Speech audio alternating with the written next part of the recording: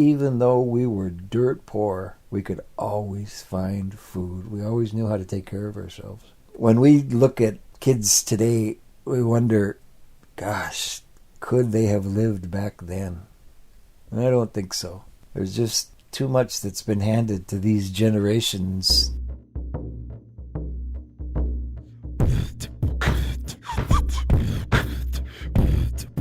New Whaling Nostalgia.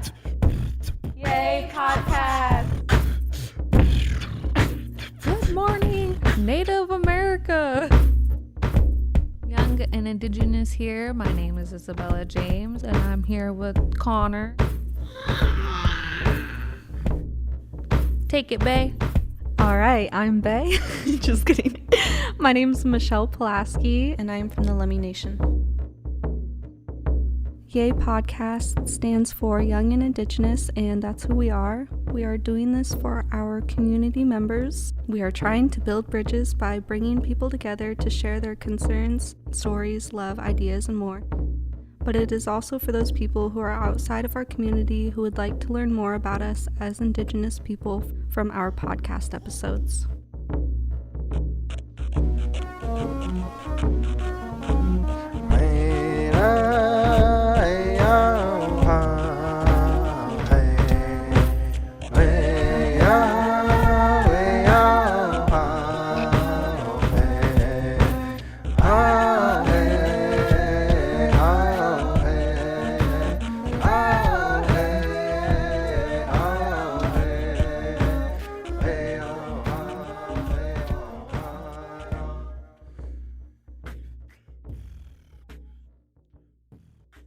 Okay, from the beginning, my parents were Vila and Haynes Julius. My mom was Jefferson, her father was Simon Jefferson. When the border was instituted, my family was given names. They were all Indian names back then.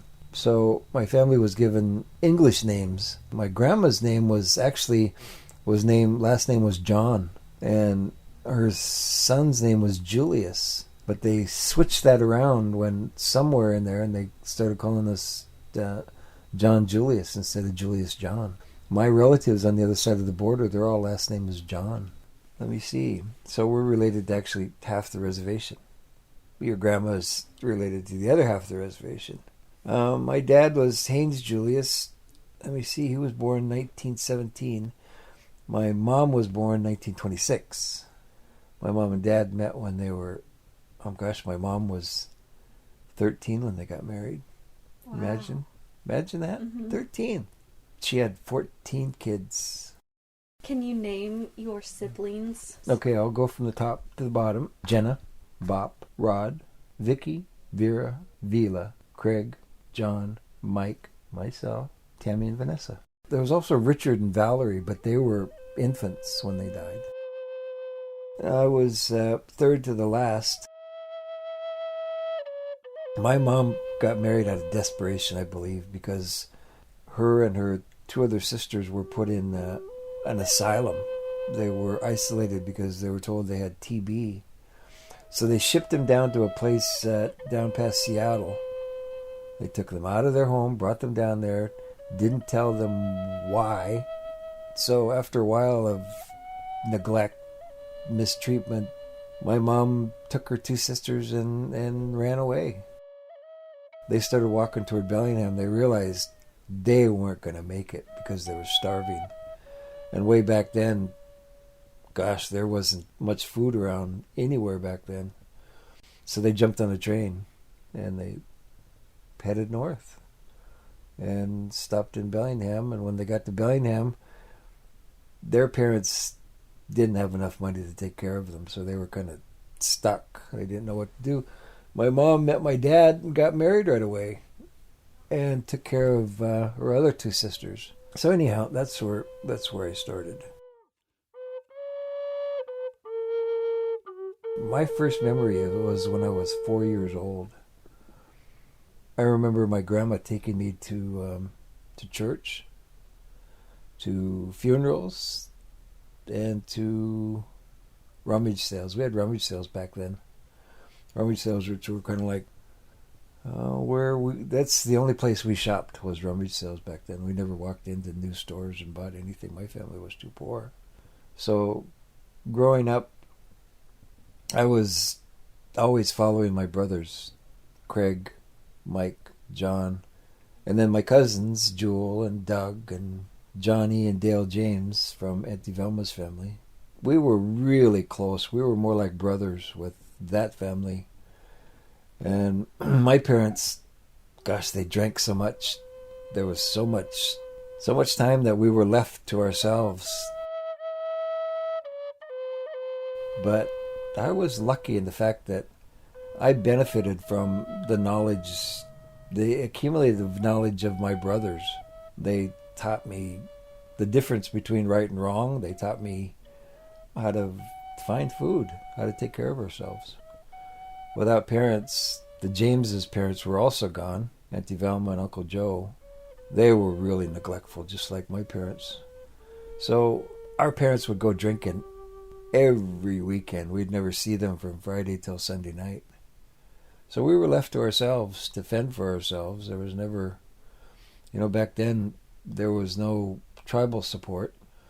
Gosh, I didn't know we had a tribal center. I don't remember ever seeing a tribal center way back then. I thought of something else. So when you used to tell me that there wasn't running water, so you guys had to bring jugs to some place in Lummi to get water? Yeah. Up where the baseball field is, where the college is at, there used to be an old gym there. And on the side of the gym was a cafeteria. And that was our community center back then, was that gym. And outside they had just a stand-up faucet. And everybody from Lummi used to go up there and get water.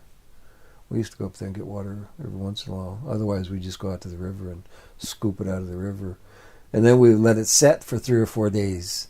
And then by the time all that dirt and stuff would fall to the bottom. And then we just figured the water was good to drink after that. So that's what we used for drinking water. Yep. But we drank straight out of the river. What river? The Nooksack. Wow. Mm-hmm. Real indigenous. Way. That's funny. Let me see.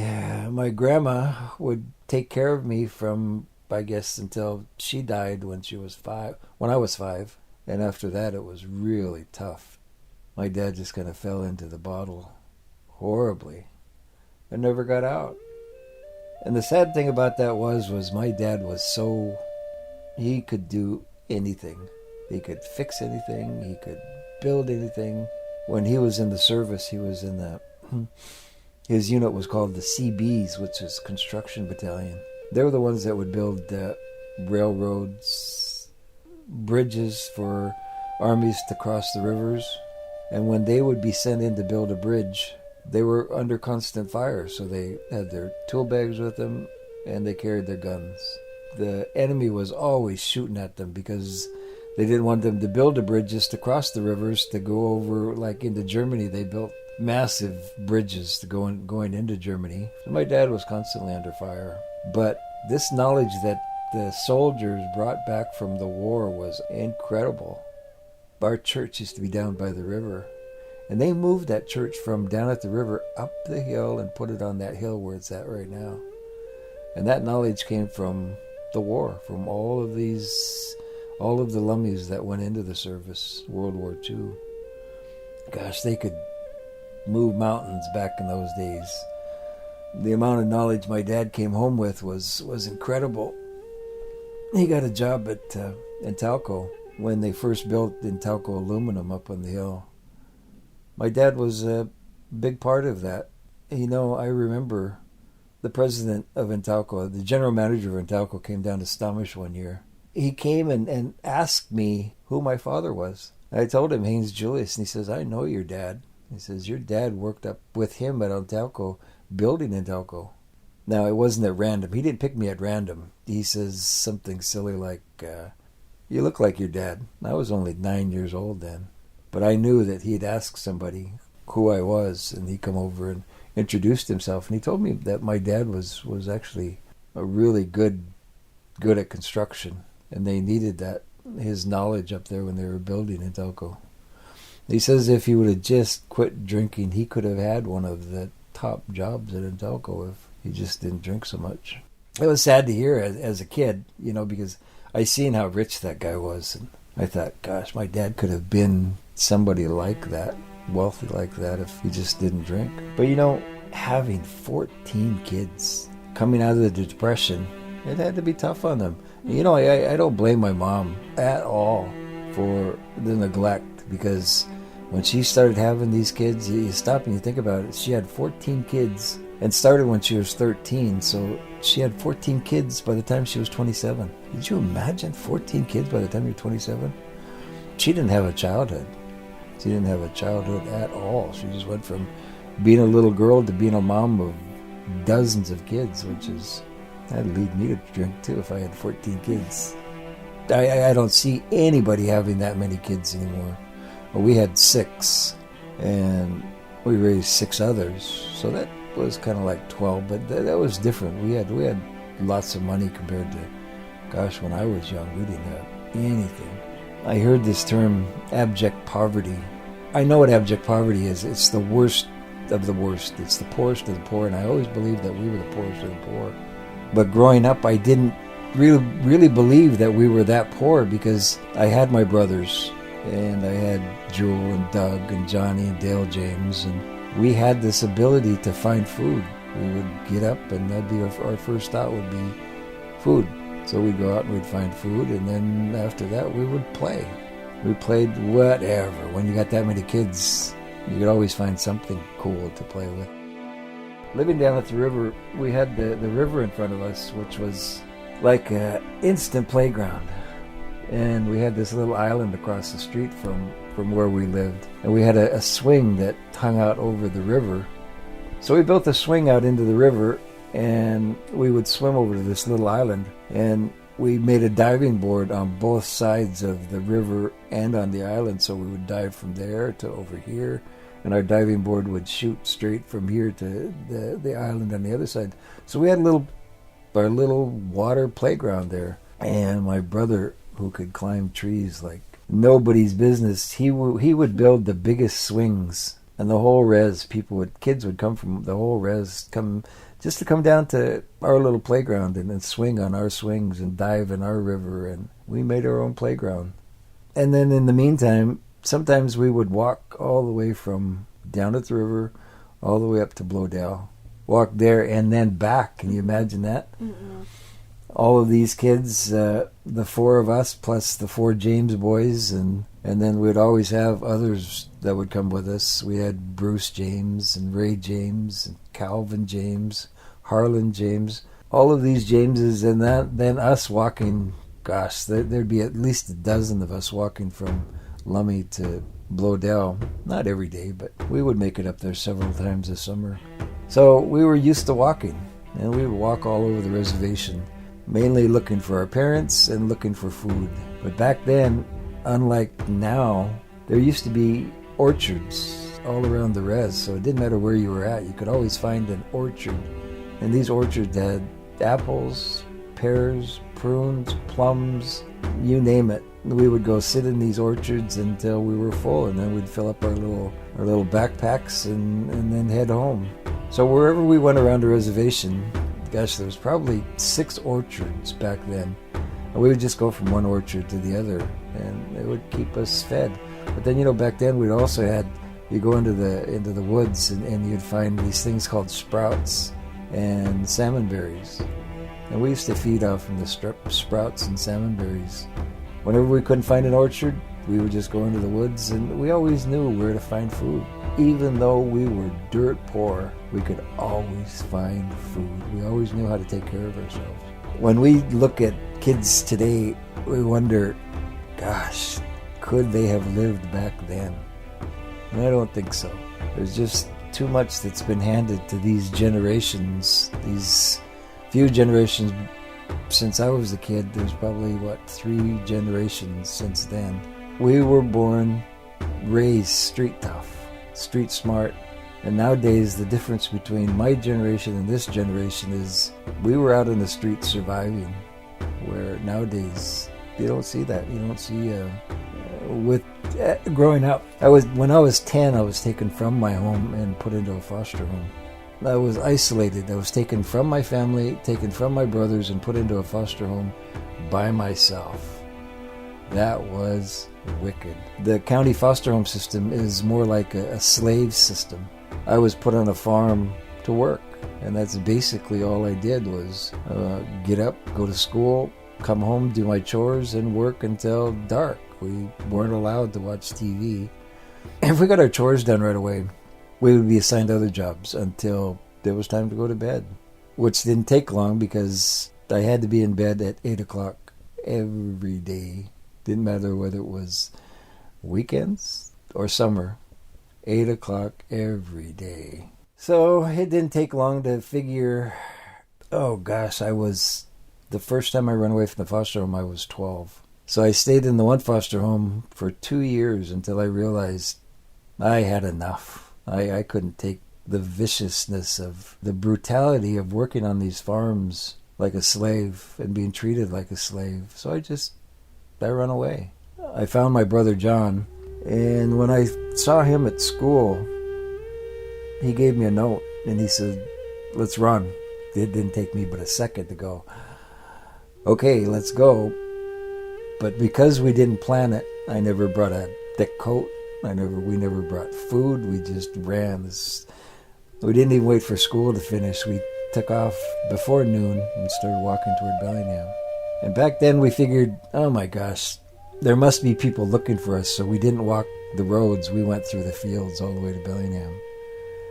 We still had this survival instinct in us where we could find food. And all the way to Bellingham, we found food. It didn't matter where, but we were able to take care of ourselves. So as soon as we got to Bellingham, now this was like the middle of November, and it was cold, really cold. So we're walking to Bellingham. We looked for our family, and we couldn't find them. They no longer lived down at the river. We went down there, and we walked to the James's house. There was nobody there, so we walked back to Bellingham. When we got to Bellingham, it was the middle of the night. It was probably 2, 3 in the morning. So we ended up sleeping in the laundromat bathroom. And the next night, we went to a house where we knew our family used to be, where they used to live in Bellingham. That house was so old that by the time we got there, my family was not only there, but the people was tearing the house down. So there was just a shell of the house, no windows, no doors, no furniture, no nothing. But there was an old couch in the living room. So we ended up sleeping on the couch until we couldn't take it anymore. We woke up and there was snow on us that had blown through the windows. So we got up and went back to the laundromat. We got to the laundromat. And then the next day we walked out to the Jameses, and they were home. The family was home. The brothers hid us for 2 weeks. They took care of us for 2 weeks. And then finally my Uncle Joe found us, and he was happy to see us. My Uncle Joe was cool like that. So he found my dad. My dad came and got us and brought us to his apartment in Bellingham, and he took care of us for a week. And then, of all things, he turned us in. Back to the foster home I went. That was one of the most difficult times ever, was when he turned us in. I thought, oh my gosh, that was one of the most cruel things that could ever happen. So I went back into the foster home. They brought me back to the same foster home, back to the same place I was in. And I just flat told them, I'm not staying. I'm not staying at all. So my caseworker come up to see me, and he says, they tell me you're not staying. I said, I'm not. I said, I'm going to go. I said, I'm not going to stay here. I can't live like this anymore. I don't want to live like this anymore. I'm just going to run. So they brought me and put me in a different foster home. And amazingly, there were my 5 other brothers and sisters. We were all put in the same foster home. They rounded us all up and put us in one foster home. I was stunned to be with my brothers and sisters again. Even my little sisters, Tammy and Vanessa, and my 4 brothers. We were all in the same foster home. And then, Brother Craig was the oldest. I was in the 7th grade. Brother Mike was in the 8th. Brother John, 9th. Brother Craig was in the 10th. And then he stayed there till he graduated. So he was there for 2 years with me. And then when he graduated, he went into the service. Brother John went into the service the next year. So there was just Brother Mike and I and Sister Tammy and Vanessa there. But when Craig and John was gone, things changed. The whole dynamic of the family changed. They started treating Brother Mike and I different. Like we had to take on all the jobs that the other two brothers weren't doing anymore. And they were demanding so much from us. They were punishing us for just the slightest infractions. And that got to be too much. So finally, Brother Mike left. It didn't take me but a couple weeks later, I left. I just said, I'm not going to do this anymore. I'm gone. So the police got up to us real quick and brought me back. I said, I'm not going back to that foster home. So they brought me to a different foster home out at the same school in Nooksack. And finally, I found a foster home that was really nice people, really rich and really nice. These people were so nice. I had my own bedroom for the first time in my life. And when I got there, I got settled in. I wake up in the morning, there's this big stack of money on my dresser. They came from these people. They said, take care of yourself. Buy whatever food you want. We know you're young. We know you need food at school. We know you're playing football. Buy whatever you need. And every month there would be that little stack of money that they would put on my dresser when I'd wake up. I thought that was just so cool. But I still needed to be with my family, so I didn't stay there very long. I found out where Brother Mike was. Brother Mike was in a foster home here on Eldridge Avenue.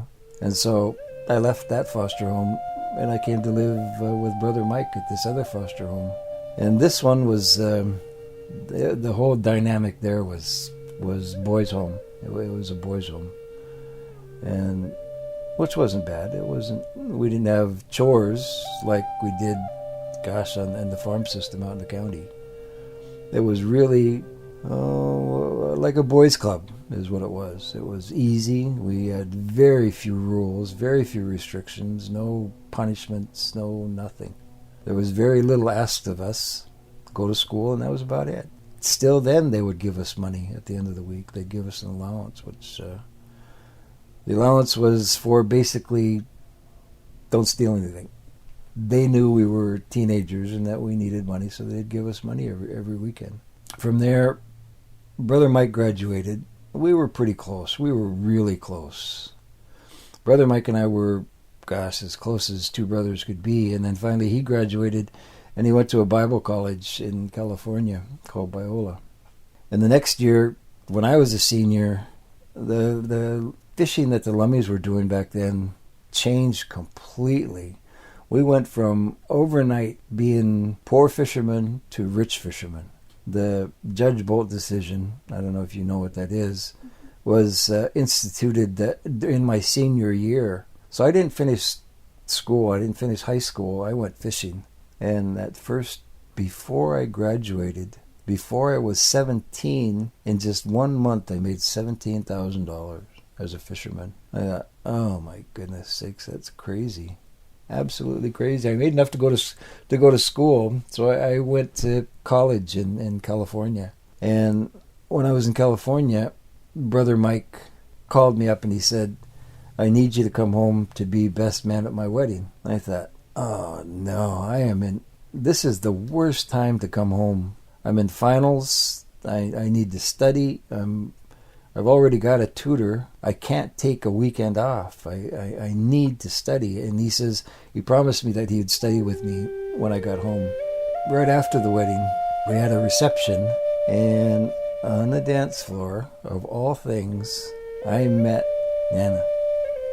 Oh my goodness sakes. It's the first time I met her, the first time I'd seen her. So I met her that night, flew back to college the next day, and I couldn't stay. I came home. I quit school and I came home, and as soon as I came home, I called up Nana. I asked her out, and she said no. I thought, oh no. So I called her up again. I asked her out again. She said no. I called her up 4 times. She said no.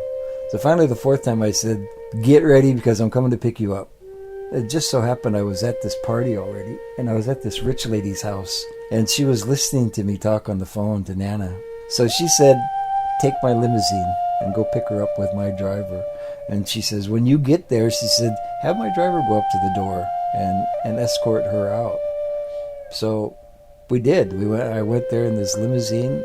The driver went up to the door and asked for Nana to come out, and she did. And her whole family was sitting there looking out the window, and she was being escorted out, and I was standing at the car waiting for her. And that's how I first met her. And we've been together ever since. We became inseparable after that. I always wanted to be a fisherman. I had a gill netter, and I did really good fishing in the gill netter. Brother Skype bought a purse seiner. He hired me in 1980. I fished with him for 3 years, and each year I made $90,000. I thought, if I could just own a boat, which I had enough money to do, I'd be making 6 times that $90,000, which is almost $500,000. So I wanted to run my own boat. And then that year, my brother Mike bought a boat. Then he died. And so I ended up taking over his boat. He had his son named Jay, who, when his dad died, Jay come to live with us. We finished raising Jay after my brother Mike died. So I went seining. I went purse seining and made a fortune. After fishing was over, I started selling fireworks at the end in September, October to the Canadians. We started wholesaling fireworks to the Canadians. After fireworks season was over, I started selling toys, TVs, gifts. I would go fishing and during the summer, and after that I would wholesale fireworks, and when that was over, I had a toy and gift store. All of this was seasonal stuff, so from January to June when I'd go fishing, I'd golf half the year and work half the year, which worked out really good. But eventually, I wanted to do more. I wanted something from January to June, so I went to an auction. I thought, I'll work on 2 or 3 cars in January and then sell them and then go from there. So I went to an auction. The cars were so cheap. I didn't buy just 2 or 3 cars. I ended up buying 52 cars. And so when I sold one of these cars, I would take a trade-in. I would demand that these people would bring me a trade-in. So after I sold those cars, I had 52 cars that I took in as trade-ins, and I demanded that these cars run. I was being real selective on who I was selling these cars to. I wouldn't just let them trade in a broken car. I wanted something that I could resell, so it would just the cycle would be complete. Buy the car, sell it, take the trade in, sell it. So I kept going to these auctions and buying cars. I bought literally 1,000 cars from these auctions and would take them and resell them. So a lot of times, a lot of these cars would break down, so I put them in my backyard, and that's how my wrecking yard started, was having all these broken down cars. Things were going really good up until 87. I lost my boat. I lost my seiner. It wasn't under my control. So I didn't go fishing in 87, 88, 89. That's when I started my wrecking yard. When I lost the boat in 87, I didn't have really anything to fall back on back then. We were so broke. Nana and I were so broke. I got on my knees and I started praying. So I told God back then, I says, you help me through this. I'll give my life to you. I'll turn my life right over to you completely. So I started reading the Bible. And when I got done reading it, I asked God, I said, is this all there is? Is this all I need to know? My spirit told me, read it again. So I read it again. And when I got done reading it the second time, I asked the same question, is this all there is? Is this all I need to know? My spirit told me to read it again, so I read it again. And this whole time, we were really broke at the time. We went from making hundreds of thousands of dollars to absolutely broke. And finally, I said, Lord, I said, I need to go make money now. I said, you got to let me go. And then I went up and I built that fireworks stand up there. I didn't build a fireworks stand, I built a fireworks store. That's the first time anybody ever had a big fireworks store. I built that fireworks stand in 3 weeks by myself. But even though I didn't have a generator back then to help build it, to run a saw or lights or anything, so I used the saw here at the house, and I'd cut all my parts and bring them up there. And the whole time I was building, every day people would come up and want to buy fireworks from me. So I started buying wholesale, and as I'm building the stand, I'm making more money every day, even though the stand isn't even up and ready, and the fireworks season isn't even open yet. But I started selling fireworks, and by the time I got my building done, I had actually already made a small fortune just selling to Canadians. And then I realized this is really going to work out great. That first season in October, I made $60,000 in that first month of selling fireworks. So I knew that was going to be a lot of fun. And then that's about what I made every year in October, wholesaling fireworks to the Canadians. So after that, I kept reading the Bible. And I kept studying. And when I would come home from selling fireworks, people would call us up and ask us to go pray with them. So Nan and I started our prayer group, which consisted of your grandma and grandpa, Verna and Nancy, and about a dozen other Lummies. And we would go from house to house. So whoever needed help, whoever needed prayers, we would go pray on them. If somebody was sick or dying, we'd rush right over there like little kids and pray on them. And it was so much fun to be working, selling fireworks, and then working for God in between. And then one day, nephew Aaron come home. Nephew Aaron was living with me, and he was crying like a little kid. He was sobbing. So we sat him down on the couch, Nana and I did, and we asked him what happened. And he said his mom was in the hospital dying, that she had a tumor in her neck, and it was the size of a softball, and it was cutting off oxygen to her brain. And this was on December 21st of that year. He says the doctors want to do surgery on her just to get her past Christmas, because they thought she was going to die in about 4 days. They thought she would actually die on Christmas. So we told him to wait till the next morning till we get our prayer group together. And we sat him in the middle of the room, and we all laid hands on him. We prayed on him as though his mother was right there. And we told him, go see your mom at the hospital. And so when he left, he got to the hospital, and the doctor came up to him and says, Aaron, I want to show you something. And he brought him into his office, and he showed him 2 x-rays. One was taken that morning before surgery, and the other one was taken the day before. The day before's surgery showed the softball-sized tumor in her neck. And that morning's x-ray showed that tumor was all gone. It had completely gone. You could see where the tumor was at. You could see where the skin was stretched out of proportion. The doctor asked Aaron, could we do an exploratory surgery on her to see what happened? And he said, no, I'm taking her home. She not only lived 4 days more past Christmas, she lived 7 more years. The doctors had no explanation as to what happened. The actual surgeon that was going to do the work was a Christian, and he knew that it was a miracle. He knew he was looking at a miracle. So this is just one of the miracles that we saw that summer. We had another one where both Nan and I got really sick. We were so sick, in fact, that we couldn't take care of our kids. We couldn't take care of any of them. We were just too sick to get up and feed them. And not only that, but bathe them. We not only had our kids, but we had other kids, our nephews and nieces that we were raising.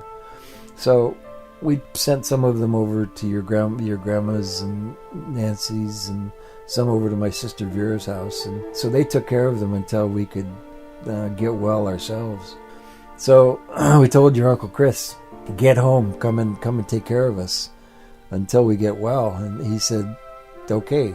He was just about to turn 18. He was still 17, but he was just about to turn 18. So he said, okay, I'll be right home. So there was just Nan and I in the house. We waited and waited, and Uncle Chris never came home. The second day, the sun was just going down, and I started to feel a little bit better. I jumped in my truck, and I was heading to Bellingham, and I got to the end of the Kagi Road, and I was going to turn left and go toward town. And instead, I turned right, and I was heading toward the smokehouse road, and I go, I knew this was something spiritual happening. And I said, Lord, what's going on? I said, I need to go to Bellingham. I said, I am just weak. I started talking to God like he was sitting there right with me. And when I got to the smokehouse road, I pulled over and I stopped. And I said, Lord, I says, what are you trying to tell me? What are you trying to tell me? And then all of a sudden, I could feel this spirit of suicide coming toward me. And it was a powerful, powerful spirit. And I said, Lord, I'm not suicidal. I said, why are you allowing this to happen?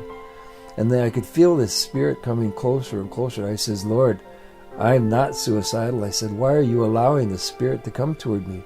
So I started screaming at the spirit, in Jesus' mighty name, I bind you. In Jesus' mighty name, I command you to leave. In Jesus' name, I started screaming louder and louder. In Jesus' name, I bind you. In Jesus' name, I command you to leave. Over and over, I started screaming, and each time louder. And then finally, I felt this thing it kind of gave. It started to dissipate. And I could feel it. The more I screamed, the farther it got away. I said, Lord, tell me, what was this all about? Why did you bring me down here and show me this spirit? And so my spirit told me, pray for everybody in your family. And so I covered everybody in my family. In Jesus' name, I cover my whole family in the precious blood of Jesus, and I bind the evil spirit of suicide. So I covered my family, my cousins, all my relatives. I covered everybody in my family in the blood of Jesus. So finally, it got quiet. So I started my truck and I headed to Bellingham. And as I'm coming out of Bellingham, I felt so invigorated. I felt well. Not only did I feel well, but I felt just powerful. And I took care of Nana. I got her up and I gave her a bath and I put her back to bed and I fed her, and she was still really sick. And I bought bleach enough to bleach the whole house. I bought 2 gallons of bleach, and then I just started bleaching everything, scrubbing the driveway. And this took all night. And then the sun started coming up the next morning, and I'm still out there washing the driveway, and I heard the phone ringing. Well, back then we had an answering machine, and as I'm walking in the house, the answering machine was answered, and there's a police officer, and he says, I'm looking for Mr. Julius. I'm looking for the father of Christopher. And so I ran inside. I grabbed the phone before I didn't want Nana to hear it. So I grabbed the phone and I said, this is Mr. Julius. I said, tell me, is my son okay? And this cop just didn't give me a direct answer, and I got mad at him because he kept evading the question. And I said, just tell me, is he okay? And then finally the cop said, yes, he's okay. He's in the hospital. He's fine. He's got a cracked rib and a broken ankle. I was so relieved to find out that Chris was okay. And finally, so I told him, I says, tell me what happened. He says, I need you to come and see me. I said, no. I said, I'm going to go in and see my son. I said, tell me what happened. He said, Chris jumped off a bridge and tried to kill himself. And I said, where? He said, the bridge going over Squalicum Way, heading down toward the harbor. He said, the concrete bridge. He said, are you familiar with it? And I said, yes. I said, it's on the way to the hospital. I'll stop and see you on the way to the hospital. So we get there. Nana and I jumped in the truck and we're heading to Bellingham. We get to this bridge, and there were cops all over the place, blue lights flashing all over. So I get out and I go see this cop on the bridge. And I says, I need you to hurry so we can go to the hospital and see my son. I said, my wife is still concerned. And the cop says, he's okay. He says, I just want to show you something. So he brought me to the edge of the bridge, and there was a sign on the southern east part of the bridge. And we walked over to that sign, and we looked over, and he said, do you see the cops down below there? And I said, yeah. He said, that's where your son landed. Your son was on this bridge and landed. I said, wait a minute. That's over 100 feet away from the bridge. I said, nobody can jump 100 feet. I said, don't try to tell me that. I says, nobody can jump that far. He said, was your son in a gang? Was he mixed up in anything with a gang where they could have pushed him out? I said, nobody could push anybody that far. And he says, come down there with me. I want to show you where he landed. And I said, I want to go. I said, My wife is crying. She wants to go. He says, it's on the way to the hospital. Just come down there. I want to show you. So we drove down there, and we were looking at the side of the road where it was just full of blackberry bushes.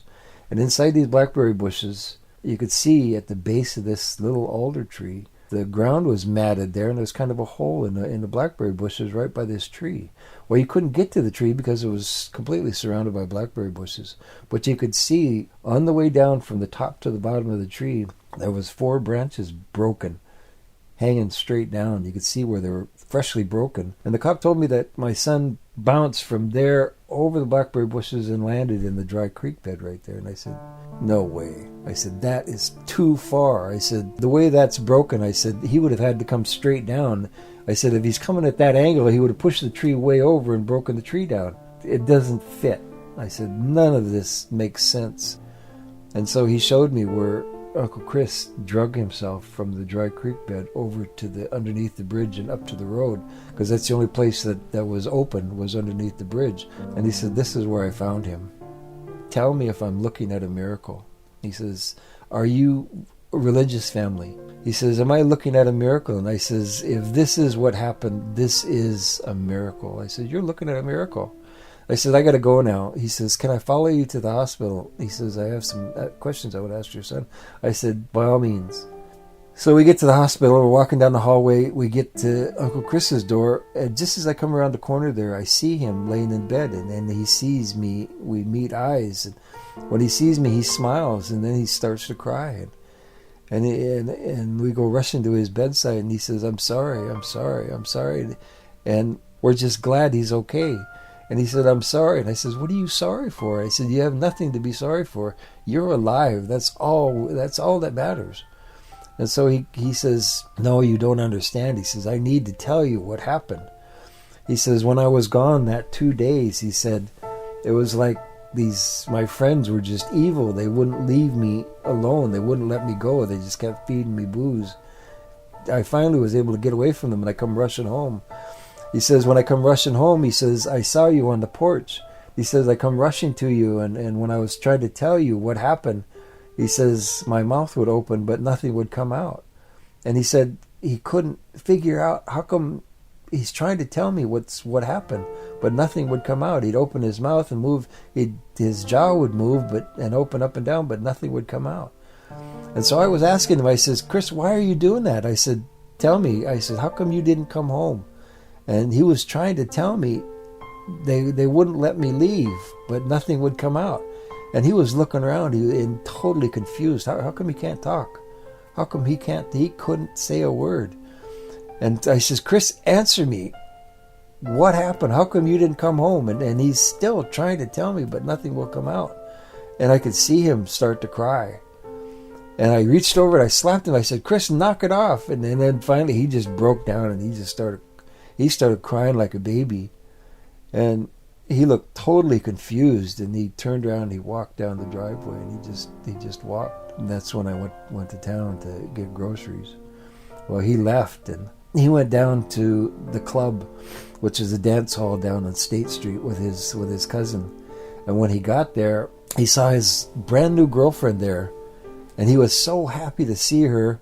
And he goes walking up to her, and she comes up and she slapped him, and she says, I just wanted to tell you I'm breaking up with you. I've got my new boyfriend here. And he looked at her and looked at him and looked at her and looked at him, and he just started crying. He couldn't believe it. Here he was, he got slapped at home, and now he's here and he gets slapped by his girlfriend, and he gets told that she's breaking up with him, and he just started drinking. He drank and drank and drank, and then finally when the club ended and everybody was going home, they went outside and everybody started getting in the cars and piling. There was this one car that had 14 kids in it, and they didn't have room for any more. There was kids in the trunk and the back seat, and they were just piled in there. They couldn't get any more in there. And so the girl that was driving, she says there was Chris and two of his friends, two of his cousins. They were walking home. They didn't have a car, so they started walking down. This girl said, walk down Holly Street. I'll drop some of these guys off and come back and pick you up. And so they walked down Holly Street, down Eldridge Avenue, and they get to that bridge, and here comes that car with that girl in it and all these kids in it. They said, we dropped off 2. We can only take 2 of you. But there was 3 of them. And he got left. And there he is. He got slapped at home. He got slapped by his girlfriend. And now he's getting left all by himself in the middle of the night.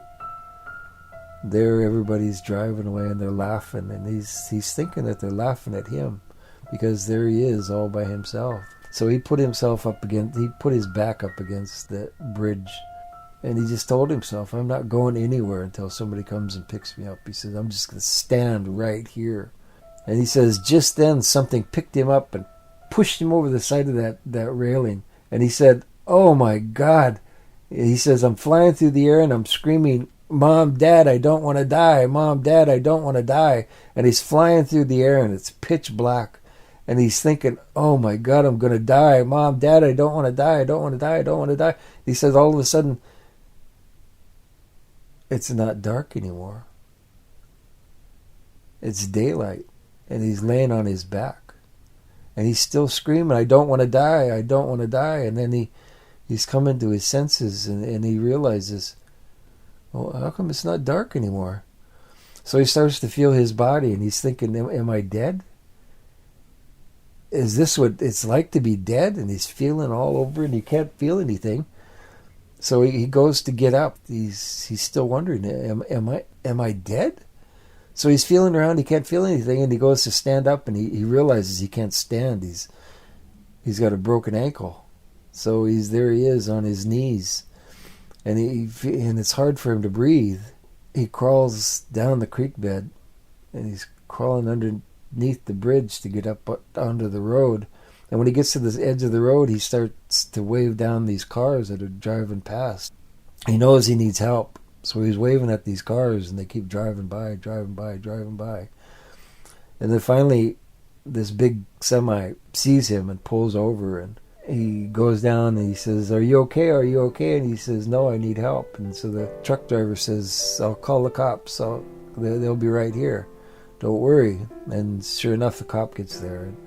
And the truck driver leaves and the cop gets there and he puts a blanket under Uncle Chris's head and puts a blanket on him and tells him to just lay there and be quiet. So as he's laying there, he sees the cop looking around, trying to figure out what happened. He figured that Uncle Chris was just up on the road and was climbing down the side of the bridge and fell and rolled down the hill and hurt himself. Because there was a trail there coming from up above down the side of the road where kids would use it to get down below.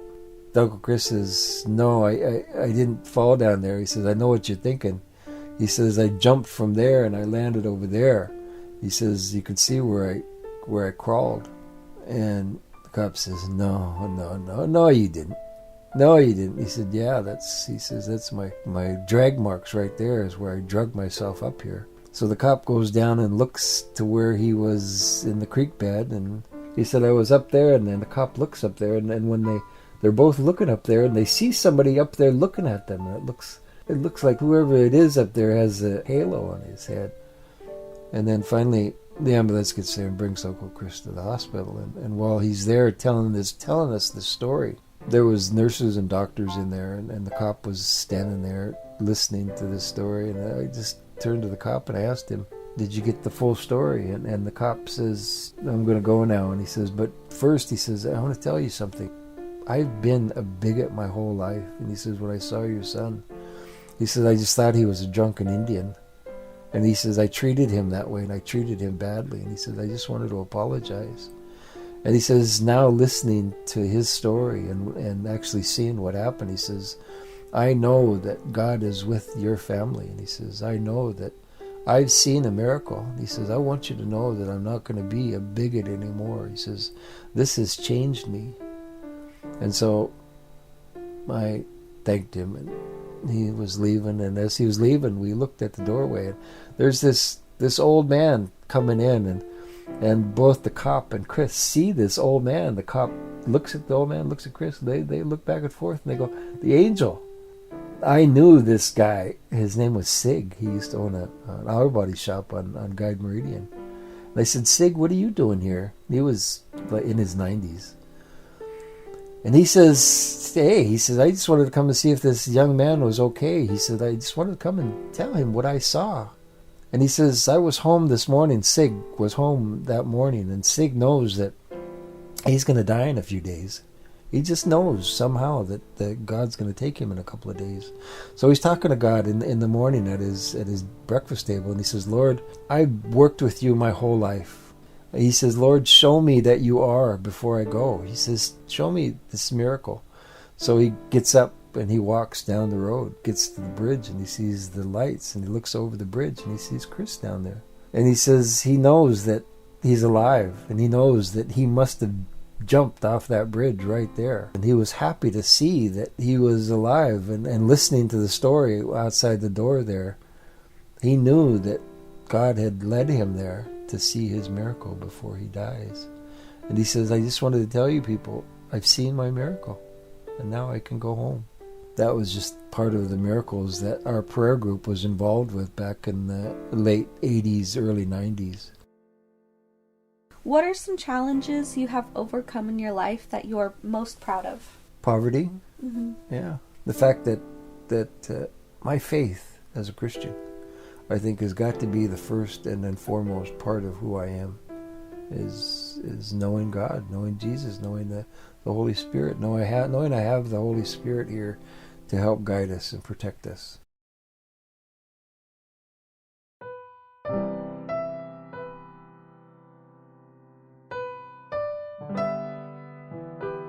Young and Indigenous podcast is part of Children of the Setting Sun Productions.